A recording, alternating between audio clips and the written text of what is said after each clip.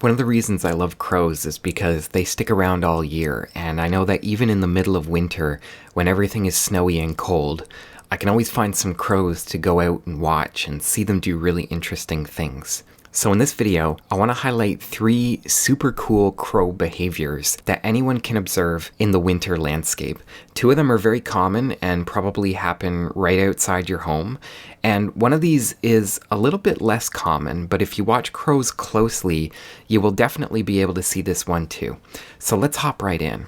One of the things that happens with crows in winter is they tend to hang out and feed in larger groups than you sometimes see at other times of year. But have you ever noticed that when groups of crows are feeding together on the ground, there very often will be one crow who stays up on a higher perch at the edge of the feeding area in a tree or on a telephone pole?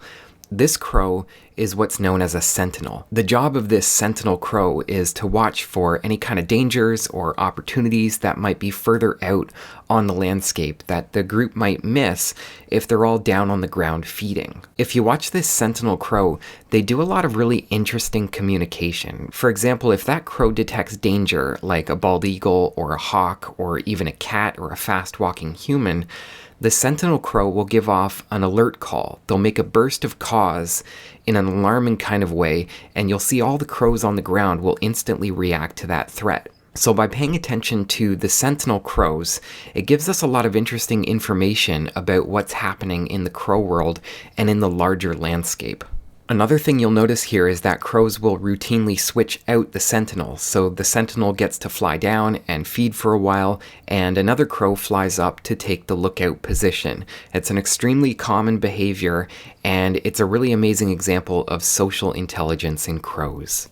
Now, another really cool thing that crows do in winter is communal roosting. Crows will use communal roosts where they sleep together in massive flocks with sometimes hundreds or even thousands of crows. And they huddle together for shelter and safety and to exchange information about the resources that are out on the winter landscape. And the process of crows flying to and from this winter roost every day is quite the amazing spectacle. If you've ever looked up in the late afternoon or particularly in the hour approaching sunset and seen massive hordes of crows flying overhead, all flying in the same direction, sometimes swooping and doing acrobatics, it almost looks like they're playing in the wind currents. And if you see this, it's very likely that what you're seeing is this daily commute that the crows make to their communal roosting site. The further you are from the final roost, the higher those crows will be in the sky.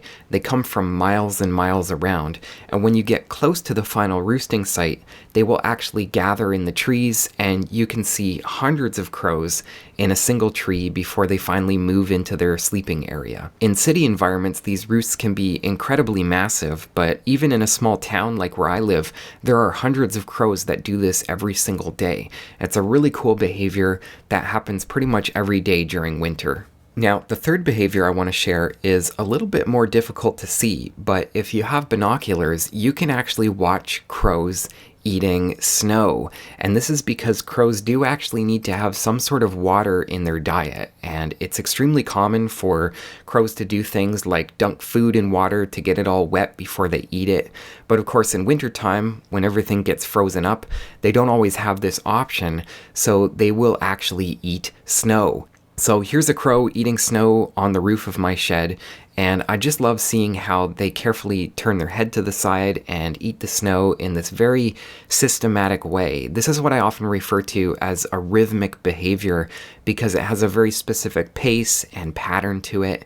And you can see how every so often they stop and just listen with such sharp senses. And anytime you observe crows, it's never just one behavior. You're not just seeing a crow eating snow. They're also listening, they're watching, and they're being very aware of their surroundings. And I just love this moment watching this crow eating snow and really appreciating the intelligence that shines through in this bird. And by the way, ravens will also do this too, as in the case of this one who washed down a large chunk of scavenged pizza with a few good mouthfuls of snow. And what I find is that snow eating is actually quite a common behavior, but you probably do need binoculars in order to see it. So it all just goes to show that even in the cold winters, you can always count on crows to show you interesting things. Have you ever seen these behaviors? What's happening with your crows right now? Have fun out there, and I'll see you in the next video.